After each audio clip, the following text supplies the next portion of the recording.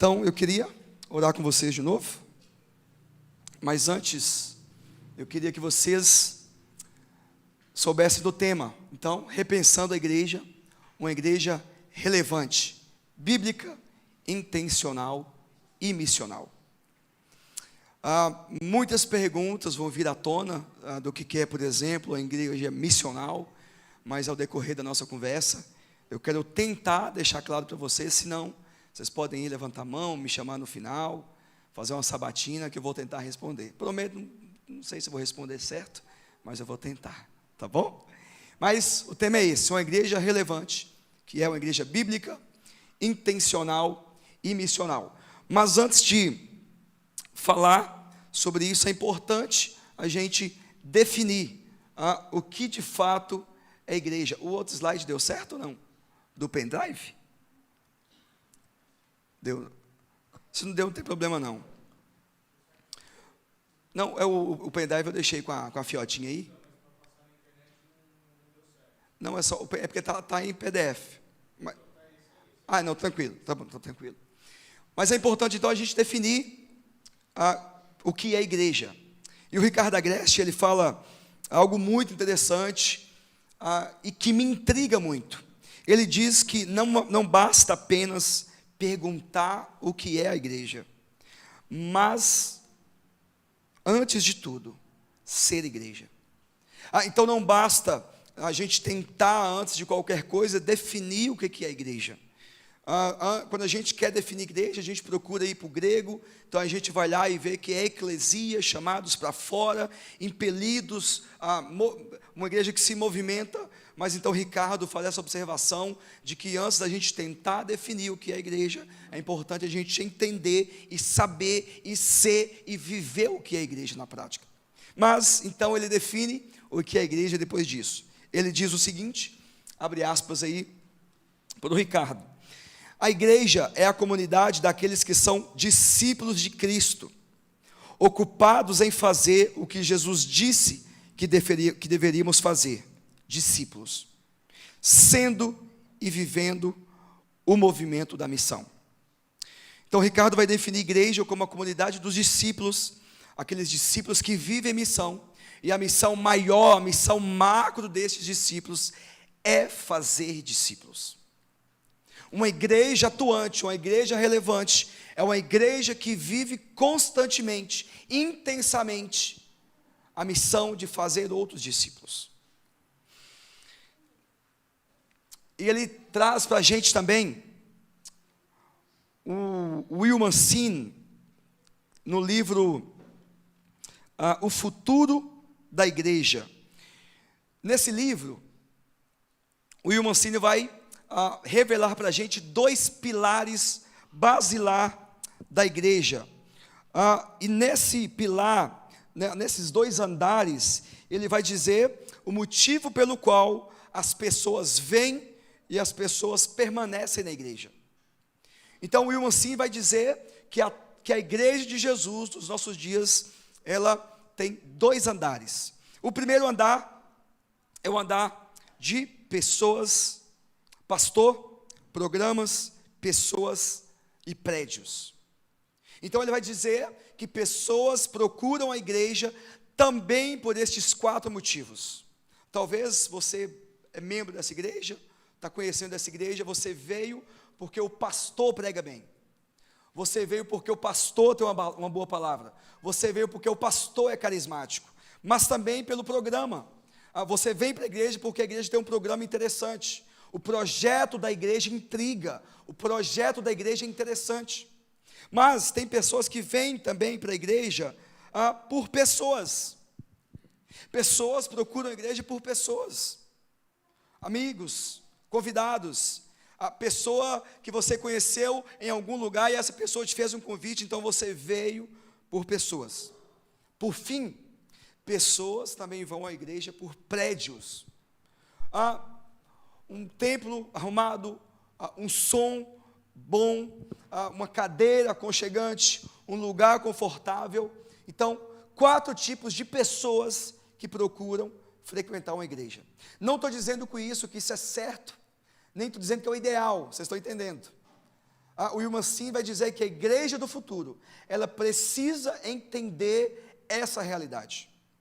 Porque o que importa não é como a pessoa chega, o que importa é como a pessoa permanece e fica. É por isso que ele então vai para o segundo andar. O segundo andar é o que de fato as pessoas devem ter como motivação principal, primordial da vida. Então, no segundo andar, as pessoas permanecem pelo propósito, pela missão e pelo serviço. Propósito, missão, serviço. Ou seja, as pessoas podem procurar essa igreja pelas pessoas, pelo prédio, pelo pastor, pelo programa, mas elas devem permanecer pela missão, pelo propósito ou pelo serviço. E isso deve causar certo incômodo em nós, porque nós devemos perguntar como anda o propósito da igreja. Você, como membro dessa comunidade, deve saber, como diz lá em Minas, de cós salteado, qual é o propósito dessa igreja. Mas deve saber também qual é a missão. Missão é a mola propulsora de uma igreja. Missão é aquilo que dá sustentabilidade a uma igreja. Uma igreja sem missão é uma igreja sem norte, é uma igreja sem direção. Mas também a igreja, as pessoas devem ficar pelo serviço. Ou seja, as pessoas devem chegar nessa igreja e ela deve se sentir tão acolhida, tão amada, desde a pessoa que a recepciona, quanto a pessoa do som, quanto a pessoa que projeta. Então, uma igreja relevante é uma igreja que tem um bom papel em serviço. Agora, vocês devem estar se perguntando, e você deve estar pensando assim, está vendo, pastor? O pastor está ouvindo aí, mas não. A igreja é igreja porque a igreja tem pessoas. E essa realidade deve ser aquilo que nós, como igreja, fazemos.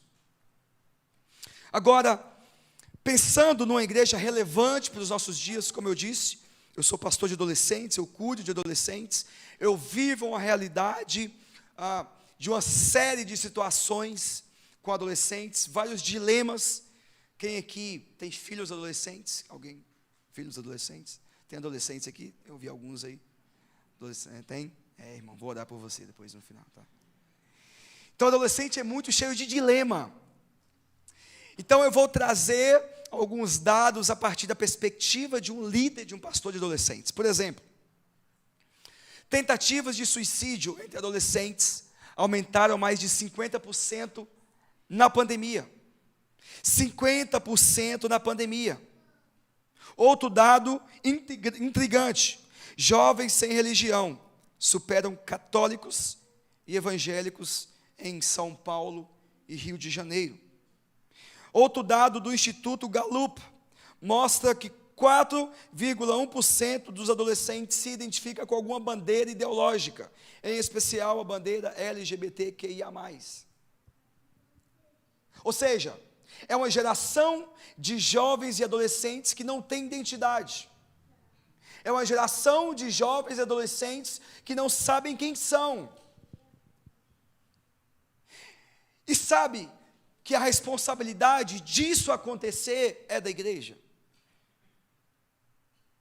Porque se os nossos adolescentes, os nossos jovens, eles vêm e não permanecem, nós também como igreja somos culpados por isso. Porque a atuação relevante de uma igreja deve passar pelo norte dos discípulos de Jesus. Nós vivemos uma geração de pessoas que facilmente transferem responsabilidades.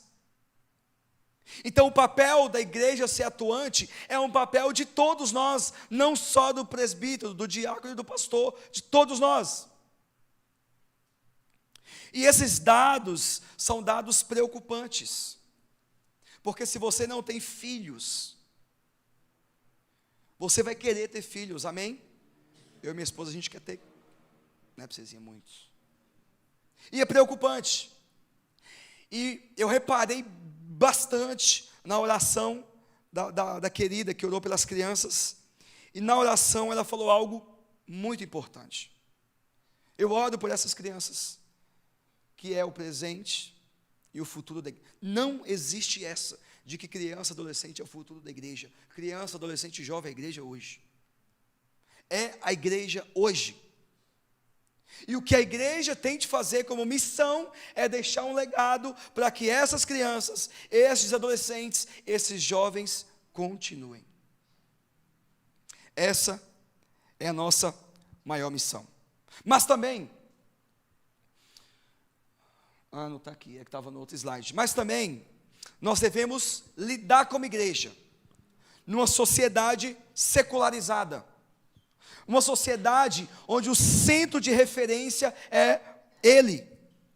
Onde as pessoas buscam em todo tempo aquilo que as agrada. Ou seja, pessoas que pensam em si. Pessoas que amam a si mesmas. Pessoas que são apaixonadas pelo seu ego. Mas também uma geração relativista. Onde cada um tem a sua verdade. O fruto da pós-modernidade, entre outras coisas, é um desencanto pela verdade e pelo momento da igreja. Meus irmãos, eu não quero que vocês me odeiem, por favor. Eu só quero que vocês entendam a necessidade, a relevância de uma igreja atuante para os nossos dias. E isso não tem a ver, não é uma crítica à igreja tradicional, mas é a necessidade que a igreja tem de repensar o seu papel na missão. E isso deve ser feito o quanto antes. Senão, onde nós vamos parar? Senão, qual é o legado que a gente vai deixar para as crianças, jovens e adolescentes? Isso deve ser entendido o quanto antes. Agora, a forma com a qual nós apresentamos essa realidade para a nossa geração é contando, falando da história maior das Escrituras. E isso eu baseei no livro O Drama das Escrituras, do Michael Gorin. Então é preciso a igreja de Jesus entender 6 atos intencionais que o Gorin vai dizer no Drama das Escrituras. Se você tiver oportunidade, compra e leia esse livro. É muito especial esse livro. Primeira coisa, ato 1, Deus estabelece o seu reino. Deus cria de forma perfeita, Deus cria de forma extraordinária. Deus é o Deus criador, Deus é o Deus da história. Ex nihilo, Deus é o Deus que cria a partir do nada, e nós entendemos e cremos nessa verdade. Gênesis não é um tratado científico, Gênesis é um tratado de um Deus perfeito que cria. Mas segunda coisa, ou seja, a criatura é o ápice da criação de Deus.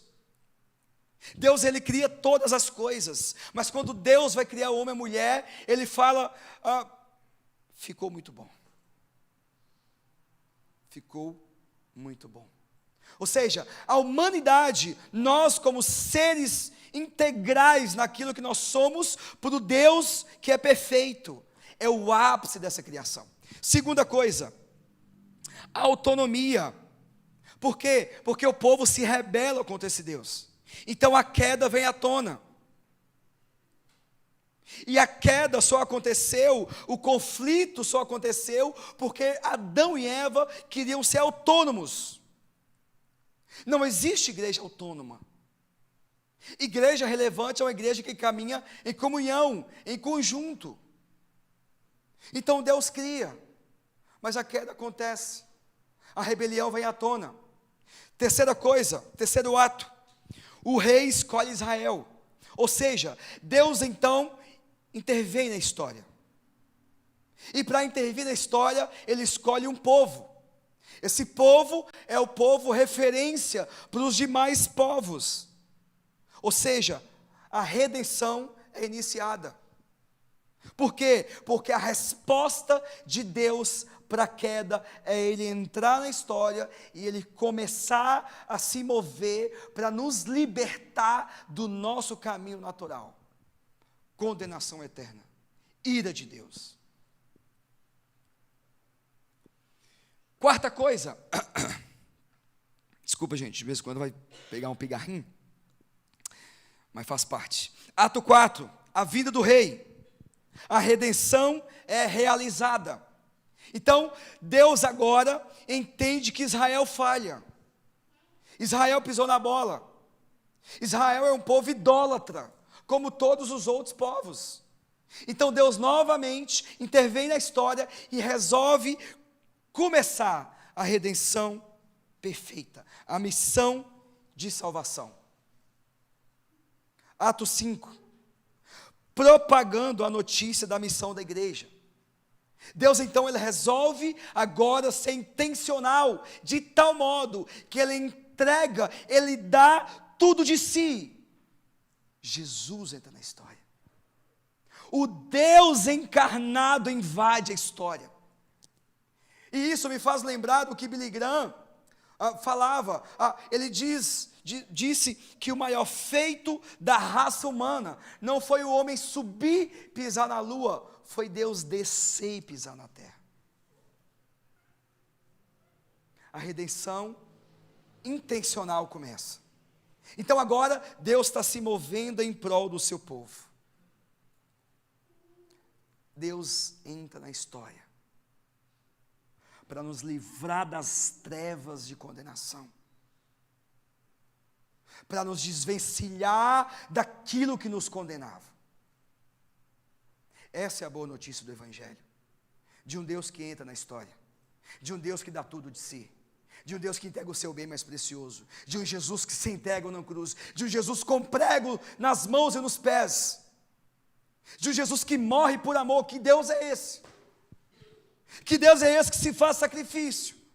Jesus é esse Deus. Mas a boa notícia é que esse Deus que morre não fica morto, mas ele ressuscita, ele vence a morte.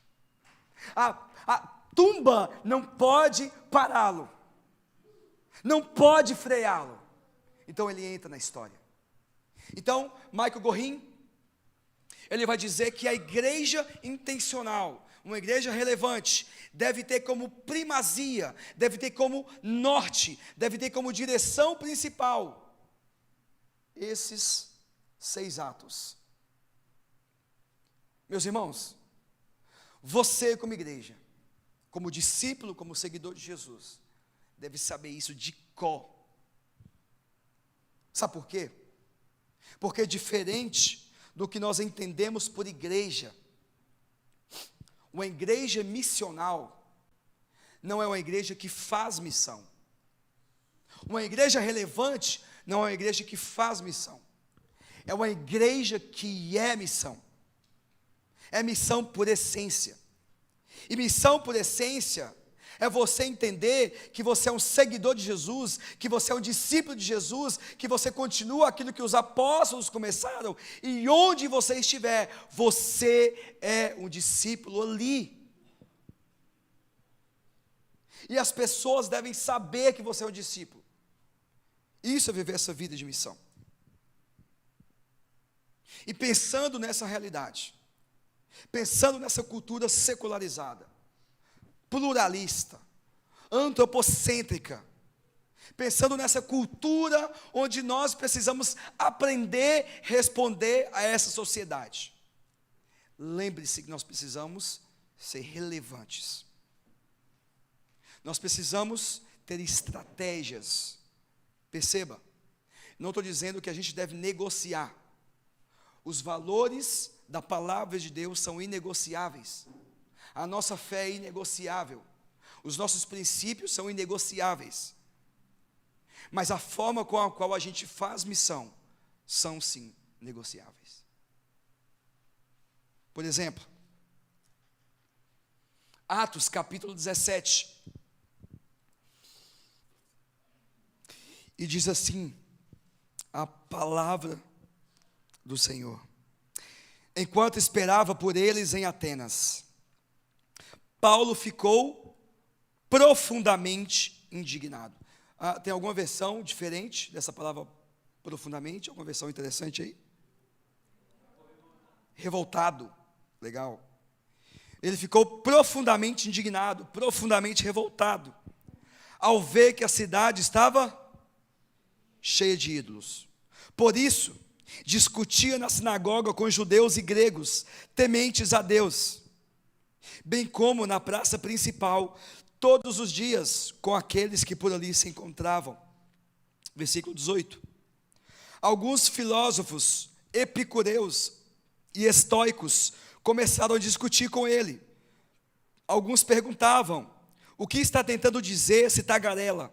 Outros diziam: parece que ele está anunciando deuses estrangeiros, pois Paulo estava pregando as boas novas a respeito de Jesus e da ressurreição. Então o levaram a uma reunião no Areópago, onde lhe perguntaram: podemos saber que novo ensino é esse que você está anunciando?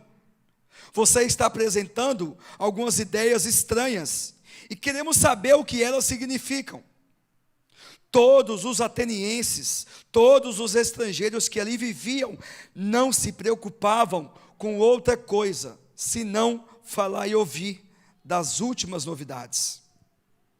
Então Paulo levantou-se na reunião do Areópago e disse: atenienses, vejo que em todos os aspectos vocês são muito religiosos, pois andando pela cidade, observei cuidadosamente seus objetos de culto, e encontrei até um altar com a inscrição: ao Deus desconhecido. Ora, o que vocês adoram, apesar de não conhecer, eu lhes anuncio. Paulo então vai pregar o evangelho para esses homens. Então vamos pular para o versículo 28. Pois nele vivemos, nos movemos e existimos. Como disseram alguns dos poetas de vocês, também somos descendência dele. Papai, nós te amamos, nós te adoramos, Pai. Papai, o que nós queremos é que o Senhor fale com a gente.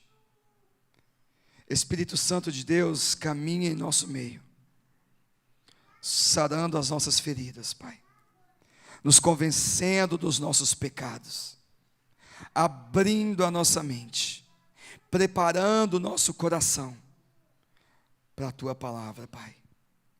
Fale conosco, no nome daquele que vive, no nome daquele que reina, Jesus Cristo, é que nós oramos. Amém. Amém. O livro de Atos é uma história envolvente da igreja primitiva. Lucas, ele faz questão de trazer uma realidade em todo o livro de Atos. A igreja está se expandindo. A igreja está se movimentando. A igreja está se tornando relevante em todo o contexto de Atos. E já no capítulo 17, Paulo sai de Bereia. Bereia, que era um polo de pessoas cultas, pessoas inteligentes, pessoas que faziam questão de conferir tudo aquilo que Paulo falava. Então, todas as palavras de Paulo, os bereanos faziam questão de conferir. Só que Paulo está em Bereia por acaso. Paulo está em Bereia momentaneamente, porque o objetivo de Paulo é chegar a Atenas. E em Atenas, ele espera Silas e Timóteo. Só que Paulo é pego de surpresa quando ele chega em Atenas. Atenas era o polo comercial da época. Atenas era o polo cultural e intelectual do mundo. Atenas era o celeiro dos grandes filósofos, dos homens cultos, inteligentes. Só que é chegando neste lugar, exatamente neste lugar, que Paulo, no versículo 16, se revolta. Se revolta por quê? Porque ele sabe o que é Atenas. Paulo sabe quem são os atenienses. Paulo sabe da realidade culta daqueles homens. Então no versículo 16, fala que Paulo, ele se revolta profundamente, porque sabendo quem é o povo de Atenas, um poste em cada esquina para um Deus. Inclusive, alguns estudiosos falam que Atenas é como se fosse a Índia de hoje, 3 milhões de deuses. Eles tinham deuses para tudo. Então Paulo se revolta, porque ele fala assim, meu Deus, mas esse povo, não é aquele povo que Silas e Timóteo e Barnabé falavam que era um povo culto e inteligente. Que povo é esse? Então, o nosso contexto, algumas coisas estão acontecendo. A primeira coisa, os bereanos, os nobres bereanos. Segunda coisa, a cultura ateniense, uma cultura única, uma cultura diferente. Terceira coisa, a praça. Nós devemos perguntar para o texto qual é a importância da praça naquele momento, naquela realidade. Praça é onde Paulo discutia com gregos, com judeus tementes a Deus e com filósofos. Posteriormente ele é levado ao Areópago. Última coisa, Areópago. Paulo, quando ele chega em Atenas, se tem uma coisa que ele não faz primariamente, é pregar o Evangelho. Lucas, como assim? Leia o texto. Dos versículos 16 até o versículo 23, tem muita coisa acontecendo, tem muita água rolando, mas se você olhar para o texto, Paulo não prega o Evangelho, Paulo nem mesmo cita Jesus, de forma intencional e direta, porque Paulo entende o contexto no qual ele está inserido, Paulo entende a sociedade que ele está, Paulo entende o momento que ele está vivendo. Perceba que uma igreja relevante é uma igreja que entende o momento da história, é uma igreja que faz questão de entender qual é o momento que nós estamos vivendo. Uma igreja missional é um discípulo de Jesus que pergunta em todo tempo: o que eu posso fazer neste momento da história? O que eu, como discípulo de Jesus, tenho a acrescentar para esse momento? Olha só, o posicionamento de Paulo. Paulo, ele se revolta. Tudo certo? Paulo, ele dialoga. Paulo conversa com o judeu, Paulo conversa com o grego, Paulo conversa com o filósofo. Mas Paulo, ele tem intencionalidade. Porque Paulo sabe que se ele chegasse no contexto de Atenas, falasse dos profetas, falasse dos reis, contasse a história bíblica, o povo de imediato rejeitaria. Paulo, ele é criativo. Vocês estão percebendo isso? Vocês estão percebendo como é que Paulo é intencional? Vocês estão percebendo como é que Paulo é missional? Vocês estão percebendo como é que Paulo, ele é sutil à luz do Evangelho? E mesmo que ele não pregue o Evangelho, ele está vivendo o Evangelho. Sabe por quê? Porque Paulo teve acesso ao povo. Porque Paulo conseguiu captar a atenção do povo. Porque Paulo conseguiu trazer o povo para si. Então, somente a partir do versículo 24 é que Paulo tem uma oportunidade. E nessa oportunidade, aí sim, Paulo vai ser intencional. Então, diante da cultura de Atenas, Paulo vive uma vida de missão. Paulo vive uma vida intencional. Paulo vive uma vida missional. Então eu queria conversar com vocês sobre 4 tipos de cristãos, 4 tipos de discípulos de Jesus, mediante a cultura dos nossos dias. Na nossa cultura, a cultura que nós vivemos, secular, antropocêntrica, plural, tem várias respostas de cristãos para esse momento. E o primeiro está um pouquinho afastado ali, mas é o cristão da cultura. O primeiro tipo de cristão, diante do momento da história que nós vivemos, é o cristão da cultura. Ou seja, é aquele discípulo que enxerga na cultura uma relação amorosa. É o discípulo de Jesus que, quando lidar com o momento da história que nós vivemos, eles negociam todos os seus valores e princípios, porque eles se entregam. Por isso que eu coloquei ali, é um cristão good vibes. Você conhece alguém assim? Você conhece? Alguém que, quando está do lado de lá da igreja, a pessoa se entrega totalmente. Existem discípulos de Jesus assim. Existem discípulos de Jesus que consomem a cultura acriticamente. E isso é um erro. Por que é um erro? Porque no versículo 16, quando Paulo lidar com a cultura, a primeira coisa que Paulo faz é se revoltar.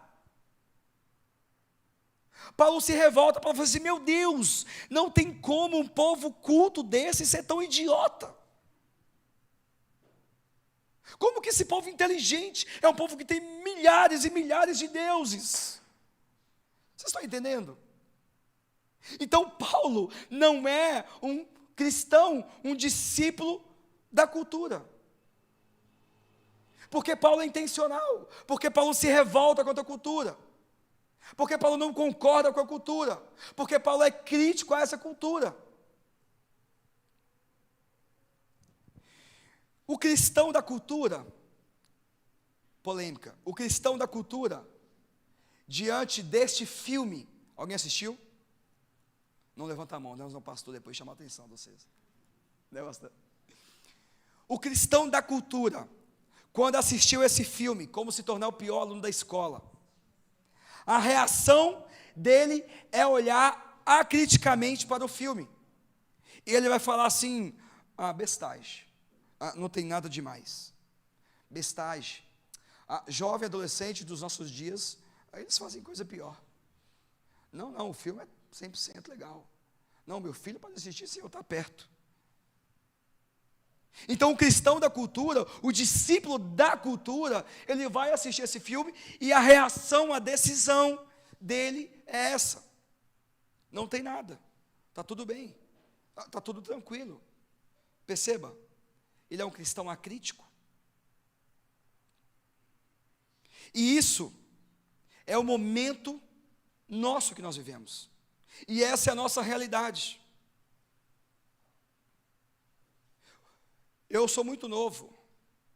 Eu tenho 22, né, meu amor? Eu estou com 31, eu sei que não parece. Parece? Parece. Vocês não vão falar, né, gente? Mas se você é um discípulo de Jesus, um jovem mais longevo, você vai entender que você vivia um tempo onde isso tudo acontecia fora da igreja. É ou não é? Onde isso estava distante da igreja. Onde isso não chegava perto da igreja. Onde essa pós-modernidade ainda não batia a porta dos corações dos discípulos de Jesus. Mas são outros tempos. Outra realidade. E sabe o que aconteceu? A igreja ficou lá atrás. A igreja se estagnou. A igreja parou na história. A igreja não responde mais. A igreja é acrítica. Isso me faz lembrar do que o James K. Smith chama de iPhoneização. iPhoneização. Porque ele vai dizer o seguinte, abre aspas para ele: talvez comecemos inconscientemente a esperar que o mundo se conforme aos nossos desejos, como o faz o nosso celular. Ou comece implicitamente a esperar que eu seja o centro dos ambientes em que me encontro, e que o meu eu em torno de mim exista. Ele dá o nome de iPhoneização, porque ele levanta um dado e diz que nos últimos 50 anos, a geração de jovens e adolescentes é a geração mais burra que tem, nos últimos 50 e 100 anos. Porque é a geração imediatista. Porque é a geração que, se quer aprender alguma coisa, coloca um vídeo de 5 minutos no YouTube resumido. Alguém já fez isso aqui? Não fala também não. É a geração que, se quer fazer uma resenha de um livro, coloca a resenha do livro tal no YouTube.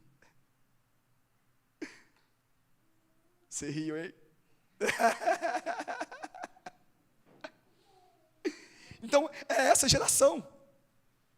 O modo de se relacionar com o telefone se tornou o modo de se relacionar com o mundo. Então, vocês estão entendendo a seriedade do que norteia a igreja? Vocês estão entendendo o momento que nós vivemos?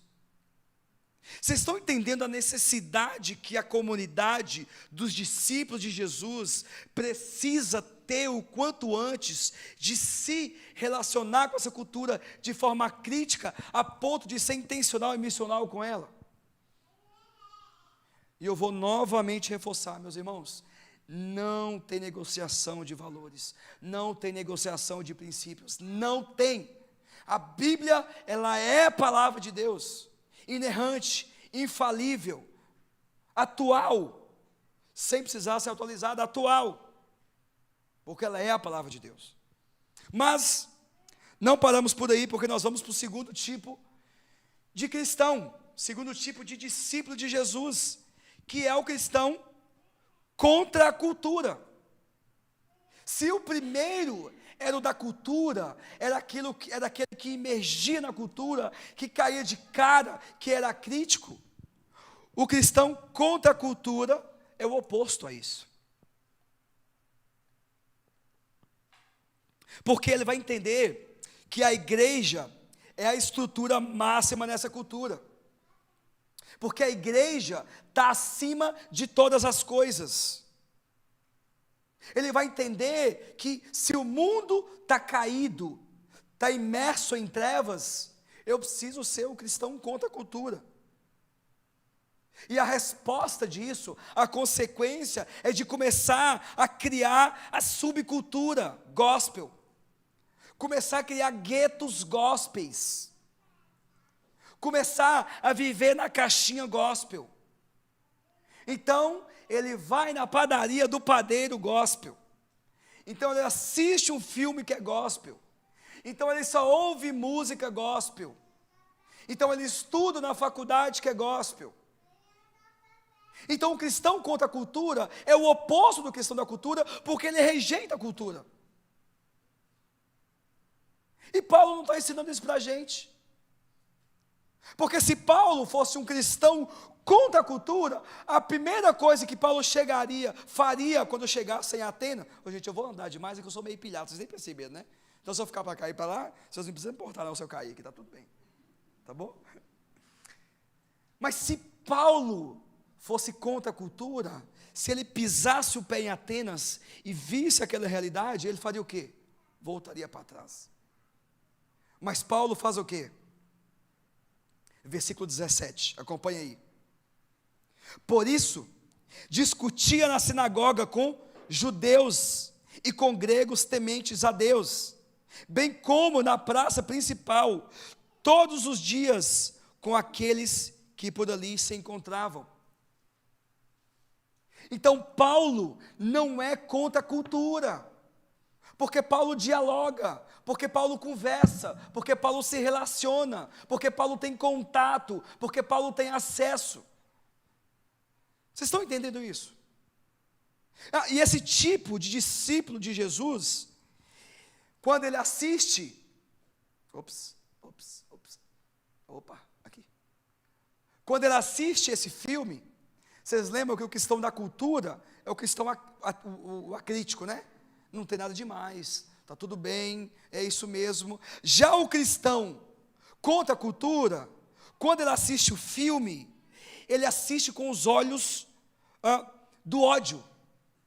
Então, impensadamente, inconsequentemente, ele diz: vamos boicotar, vamos cancelar Netflix.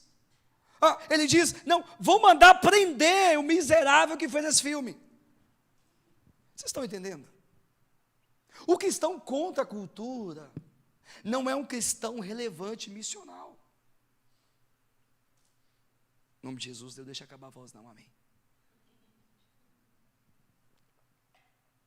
Então, o cristão contra a cultura, ele não é um cristão, um discípulo que vive a vida cristã, a espiritualidade cristã de forma intencional. E talvez você esteja aqui hoje e você já se identificou com alguns desses grupos. Talvez em alguns desses dois você já se encaixou. E deixa eu te falar, Deus quer muito mais de você, meu irmão. Deus quer muito mais de você, minha irmã. Deus quer te levantar. O Senhor quer te usar. O Senhor quer que você seja relevante.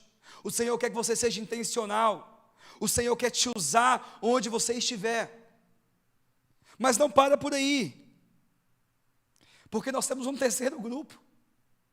E esse terceiro grupo é o discípulo de Jesus, é o cristão em paradoxo. O cristão em paradoxo é aquele que até entende isso aqui, até entende isso aqui. É o cristão que entende queda, criação, redenção, consumação. É o cristão que entende a miséria do pecado. É o cristão que entende o momento, é um cristão que lê a Bíblia. É um cara que quando vem para o culto, ele levanta a mão, ele fecha os olhos e ele... O cristão em paradoxo é esse tipo de cristão. Mas sabe o que acontece quando ele sai do âmbito eclesiástico? Ele vira o Majin Buu, ele endemonia. Você entendeu? Majin Buu só para os mais novos que entendeu aqui, né, gente? Dragon Ball Z, desculpa. Não contextualizei bem, né, pastor? Mas o cristão em paradoxo, quando ele sai da igreja, sabe o que acontece? Ele é muito mundano. Ele abraça a cultura. Então ele vive o paradoxo, ele vive lá e cá. Aqui ele é extremamente relevante dentro da igreja. Aqui ele serve, aqui ele se dispõe, aqui ele é atuante. Mas quando ele sai daqui, ele parece que ele veste uma capa, coloca uma máscara e se torna outra pessoa. Não. Nós não somos discípulos de Jesus em paradoxo. Lembre-se, isso é consequência do nosso momento. Isso é consequência da nossa sociedade, que impõe, que forma, que está tomando corações. E isso é consequência, por exemplo, do dualismo. É um conceito religioso, filosófico, que admite a coexistência de dois princípios necessários, duas realidades contrárias, bem e mal, corpo e alma, e que isso vive em um eterno conflito. Então, uma sociedade dualista é uma sociedade que tem sempre que ter algo em oposição. Então isso vai fazer com que você sempre olhe para a sociedade e fale assim: não tem mais jeito. Isso vai fazer com que você olhe para aquele colega do trabalho, aquela pessoa da escola, da faculdade, e você fala assim: fulano de tal não tem jeito. Fulano de tal não adianta. Ou você que trabalha, que estuda, que serve, que frequenta um ambiente hostil à fé cristã, e você fala: não, as pessoas não precisam saber quem eu sou. Quando você faz isso, você rejeita a intencionalidade da fé cristã, baseada no Cristo da cruz. Quando nós fazemos isso, nós começamos a rejeitar aquilo que Jesus fez na cruz. Sabe por quê? Olha para a sua vida, olha para o seu passado, olha para dentro de você e se pergunta: você era um provável a ser alcançado pelo Evangelho? Você era? Você é uma pessoa que de fato merecia ser alcançado pelo Evangelho? Nós merecíamos. Nós somos os improváveis. Vocês estão entendendo? Acabou já o horário? Não. Acabou, pastor? Não? Ah, então tá bom. Então posso continuar, né? Então tá bom, beleza. Mas já estamos acabando também.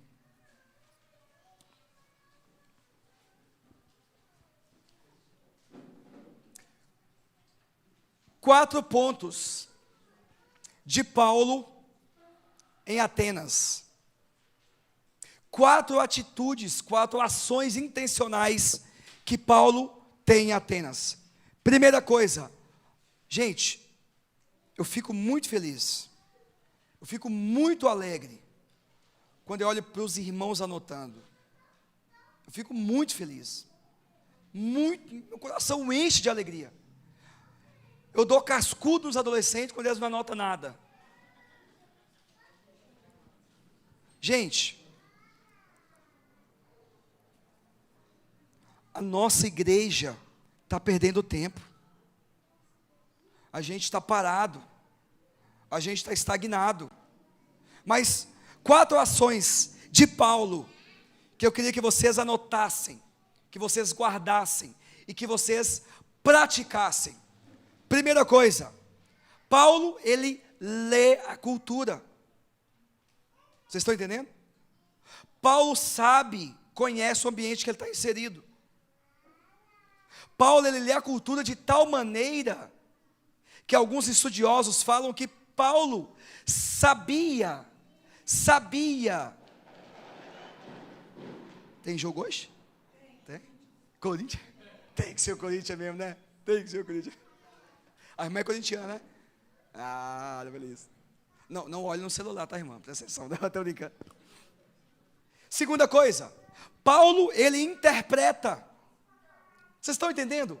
Paulo lê a cultura, Paulo é intencional, Paulo conhece a cultura, agora Paulo interpreta a cultura. Então Paulo para e fala assim: esse povo pensa assim, esse povo entende assim, esse povo frequenta tal lugar, esse povo fala tal coisa, legal. Então Paulo interpreta a cultura. Vocês estão entendendo? Como é que você lê a cultura do ambiente que você está inserido? Como é que você lê? Qual que é a sua visão do ambiente que você está? Como você se enxerga nos ambientes que você frequenta? Você se olha como mais um, ou se enxerga como discípulo em missão ali? Segunda coisa, você interpreta o ambiente que você está inserido? Ou você no seu trabalho, na escola, na faculdade, é aquela pessoa que ninguém quer chegar perto? É porque tem cristão que é chato também, né? Tem um povo lá da igreja lá que fala assim: ai, Lucas, eu estou sofrendo perseguição no trabalho. Aí você vai pesquisar a vida do incircunciso, você percebe que o cara é ruim de trabalho, chega atrasado, falta. Vocês estão entendendo? Terceira coisa, Paulo contextualiza. Paulo então começa a se portar e se colocar no nível dos atenienses. E a prova disso, a gente vai enxergar mais à frente, é no versículo 28. Por fim, Paulo prega. Gente, É assustador isso aqui. Sabe por quê? Porque se a gente fosse colocar um cristão dos nossos dias em Atenas, eu acho que ele inverteria essa ordem. É ou não é? A primeira coisa que ele faria é pegar o microfone, abrir a Bíblia e começar a balançar a Bíblia assim, e falar assim: ei, você vai para o inferno se não aceitar Jesus, miserável. Não estou dizendo que o irmão é maldoso ao fazer isso, né? Não é isso, vocês estão entendendo? Mas não é intencional. Porque a nossa cultura pede outra coisa. Porque a nossa cultura é outra realidade. Então, Paulo lê a cultura, Paulo interpreta a cultura, Paulo contextualiza e Paulo prega. É por isso que o quarto e último ponto é o agente transformador da cultura. Leia comigo os versículos 22 a 31, e eu juro que eu estou acabando. Versículos 22 a 31. Então Paulo levantou-se na reunião do Areópago e disse: atenienses, vejo que em todos os aspectos vocês são muito religiosos, pois andando pela cidade, observei cuidadosamente seus objetos de culto, e encontrei até um altar com as inscrições ao Deus desconhecido. Ora, o que vocês adoram, apesar de não conhecerem, eu lhes anuncio. Gente, presta atenção a partir do versículo 24. O Deus que fez o mundo e tudo o que nele há, é o Senhor dos céus, é o Senhor da terra, não habita em santuários feitos por mãos humanas. Ele não é servido por mãos de homens, como se necessitasse de algo, porque Ele é o mesmo que dá vida, que dá fôlego e as demais coisas. 26. De um só fez todos os povos, para que povoassem toda a terra, tendo determinados tempos anteriormente estabelecidos, e os lugares exatos em que deveria habitar. Deus fez isso para que os homens os buscassem e talvez, tateando, pudessem encontrá-lo, embora não esteja longe de cada um de nós. Perceba, versículo 28 que a gente vai ler é o ápice do capítulo 17. É o ápice. Sabe por quê, meus irmãos? Deixa eu escandalizar alguns de vocês. Paulo cita um filósofo pagão aqui. Vocês estão entendendo? Alguns dizem que era Areto. Deixa eu confirmar o nome dos caras para não falar abobrinha. Alguns dizem que era um filósofo da época chamado Menandro. Já outros, Arato. Versículo 28, acompanha. Pois nele vivemos, nos movemos e existimos, como dissera alguns dos poetas de vocês, também somos descendência deles. Depois vocês leem até o versículo 31. Então o que Paulo faz é encontrar os anseios dos atenienses por detrás de um poema de um filósofo ateniense. Então, o quarto e último ponto de um discípulo de Jesus, missional, relevante, é um discípulo como agente transformador da cultura. E esse tipo de cristão, ele vive numa cultura secular, dominada pelas forças das trevas. Mas este discípulo entende os vários aspectos da sociedade. Porque quando ele olha para a história, ele entende que tem um Deus que é o Deus da história. Ele entende que tem um Jesus que reina soberano sobre todas as coisas. Ele entende que por mais cheio de pecado, por mais contaminado que as instituições culturais sejam, não está fora do alcance gracioso do Evangelho do Jesus da cruz. E isso me faz lembrar, que não está aqui também, ficou no outro, do que fala Tim Keller, no livro Igreja Centrada. Meus irmãos, comprem também, leia esse livro, Igreja Centrada, do Timothy Keller. Ele diz que a igreja dos nossos dias e a sua teologia devem buscar levar todo o conselho de Deus à sociedade de sua época, para que a sua época seja transformada. Olha só, vou repetir. A igreja dos nossos dias e a sua teologia devem buscar levar todo o conselho de Deus à sociedade de sua época, para que a sua época seja transformada. Mas me faz lembrar também do que diz esse monstro neocalvinista, Abraham Kuyper. Ele diz, abre aspas, não existe 1 centímetro quadrado no domínio inteiro de nossa existência humana, sobre o qual Cristo, que é soberano sobre tudo, não reivindique, é meu. Jesus é o rei da história. Jesus é o Deus que, quando entra na história, subjuga todas as coisas. Nós, como igreja, devemos entender que a sociedade precisa dessa igreja atuante e relevante. Precisa de uma igreja que se posiciona de forma intencional. E lembre-se, não é responsabilidade só do conselho, só dos presbíteros, só do pastor, é responsabilidade da igreja, porque a igreja vive em missão, porque a igreja é atuante. E igreja não sou eu, e igreja não é você, porque igreja somos nós. O pastor Ricardo Agreste, ele diz que a identidade da igreja é a missão. Ele diz que uma igreja relevante não faz missão, ela vive missão.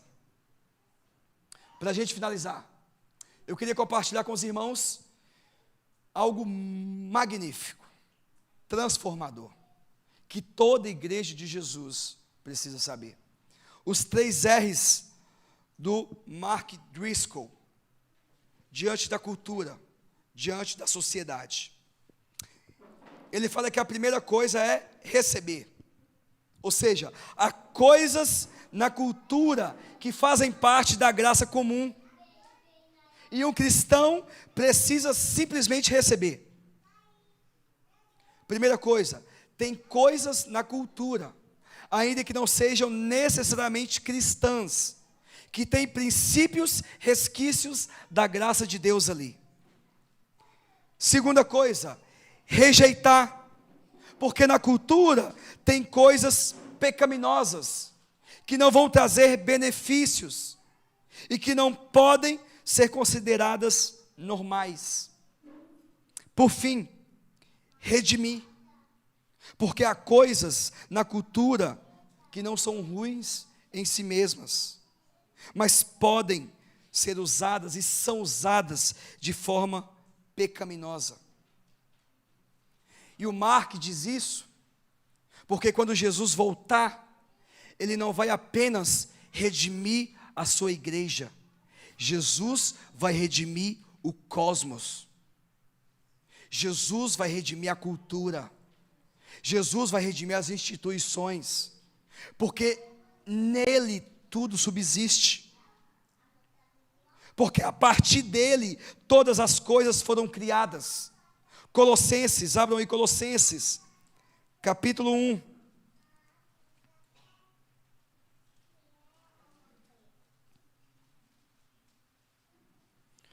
A partir do versículo 15, Colossenses, capítulo 1, a partir do versículo 15.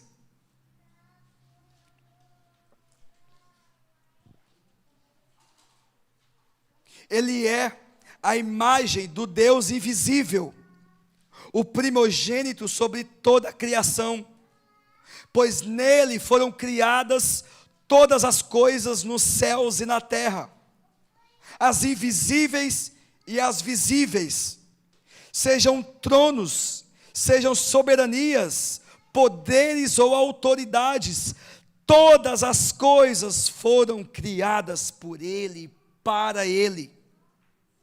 Ele é antes de tudo, e nele tudo subsiste. Ele é a cabeça do corpo, que é a igreja.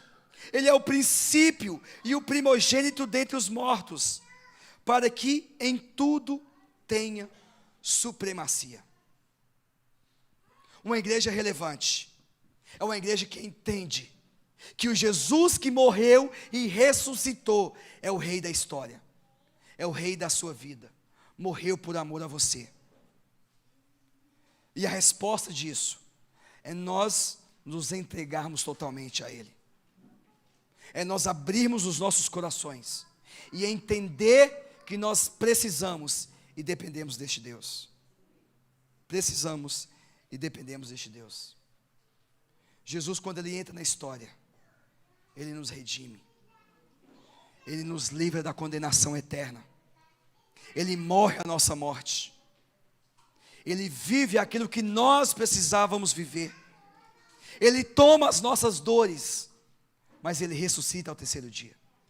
A fé cristã é uma fé pautada na ressurreição do Cristo que faz o impossível. E é a este Cristo que você deve entregar a sua vida. É a este Jesus que você deve se render por inteiro. E é a este Jesus que eu te apresento. É a este Jesus que eu quero que você o aceite. Ah, Lucas, mas eu tenho 20 anos de igreja. Reconciliação com Jesus precisa acontecer todos os dias. Todos os dias. Uma igreja missional é uma igreja relevante. É uma igreja que entende que aquilo que acontece de segunda a sábado é tão importante quanto aquilo que acontece de domingo. Uma igreja missional e relevante é uma igreja que entende que o culto de domingo à noite, além de cultuar ao Deus que nós adoramos, é onde nós somos treinados para viver a vida de missão lá fora. Por fim,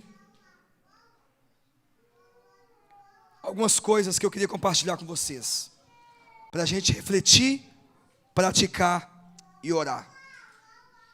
Primeira coisa, perguntas para intrigar a igreja. Como o bairro, como a comunidade ao redor, enxerga esta igreja?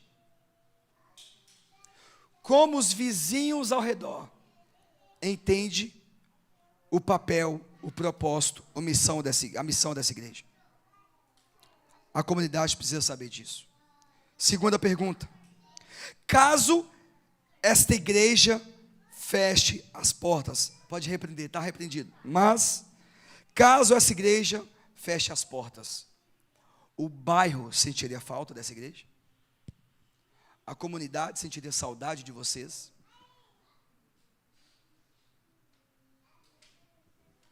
Terceira pergunta: qual o legado que esta igreja deixará para essa comunidade e para as próximas gerações?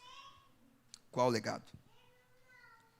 E eu vou novamente reforçar: é responsabilidade da igreja, não do pastor, só do pastor, não só dos presbíteros, não só do diácono, da igreja, porque discípulos vivem missão.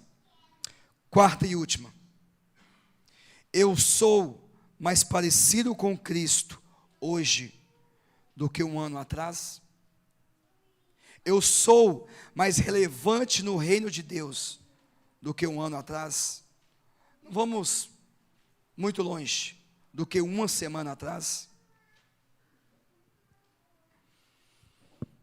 Por fim, cresça em maturidade. Cresça no relacionamento com Deus. Dedique tempo intencional de relacionamento com Deus. Tenha intimidade. Leia a Bíblia. Ore. Busque esse Deus. Você é um discípulo que deve viver missão. Segunda coisa, se dedique no serviço. Se engaje em alguma frente da igreja. Deixa eu te falar uma coisa. Você que está aqui nessa noite, você serve nessa igreja? Não tem como um discípulo de Jesus não servir.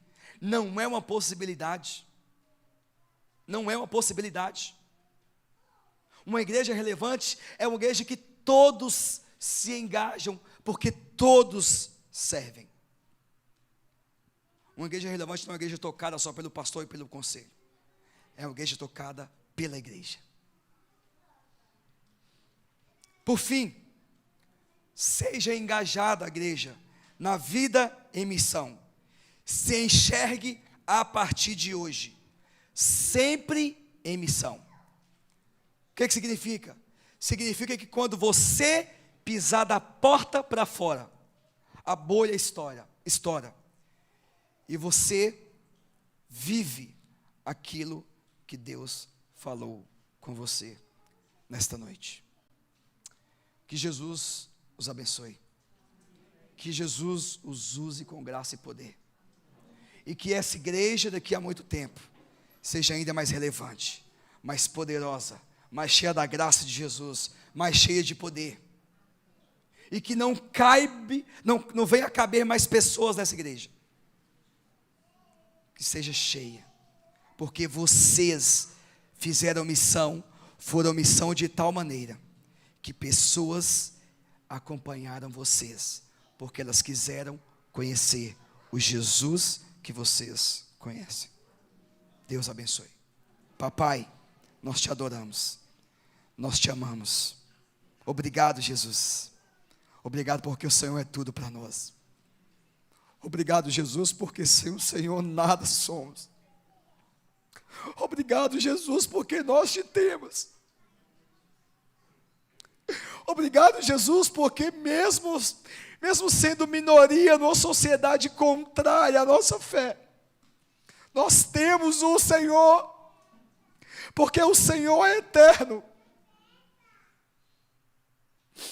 porque o Senhor é atemporal, porque o Senhor é antes de todas as coisas. E a nossa igreja, e esta igreja, se baseia nesta verdade. Do Cristo da cruz, do Cristo que ressuscitou, do Cristo que venceu a morte, do Cristo do impossível. E a nossa oração não é feita no nosso nome, mas no nome dEle, porque Ele é o Deus do impossível. Amém. Amém.